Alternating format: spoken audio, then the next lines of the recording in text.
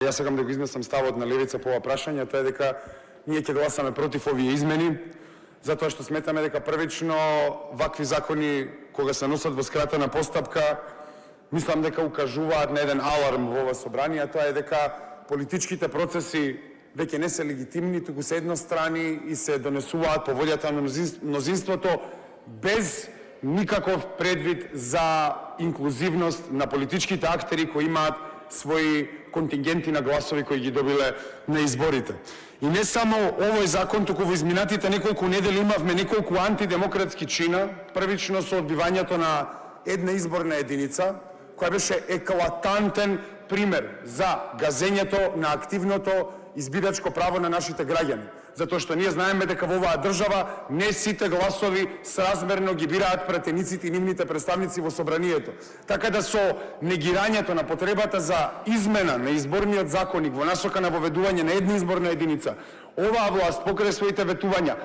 го погази активното избирачко право на незините граѓани. Од друга страна, со овие измени сега го напаѓа пасивното избирачко право на незините граѓани, тоест можноста да се кандидираат, да бидат избрани и да ги представуваат своите граѓани кои ќе дадат нивната поддршка. И очигледно дека во политичката елита и нема никаков слух за сите меѓународни и домашни фактори кои се бават со проблематиката на изборите, кои посочуваат дека механизмите на изборите во Македонија прво не се репрезентабилни, а второ се ограничувачки во поглед на изборот на кандидатите на изборите.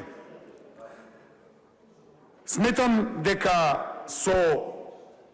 овие неколку инстанци се праќа силна порака дека демократијата сака да се убие, иако таа никогаш не заживеала во оваа држава, бидејќи партиите на широката коалиција ја хранат антидемократската атмосфера во државата и ги подкрепуваат аномалиите на македонскиот парламентарен систем. Мене ми е страшно тоа што кога веќе доаѓаат некои партии од двата табори, позицијски и опозицијски, до консензуси за вакви прашања, тогаш мислам дека може да се покренат и други прашања кои треба да се донесат со консензус, а тоа е како, например, поддршката за семејствата во Кочани. Ако денес дел од опозицијата дава поддршка за овој закон, зошто тогаш не смета дека нивната поддршка требаше да следи по изгласувањето на помошта за Кочани. Така да ние како левица сме страшно резигнирани од антидемократските чинови кои се случуваат во ова собрание и нема да го поддржиме овој закон. Благодарам.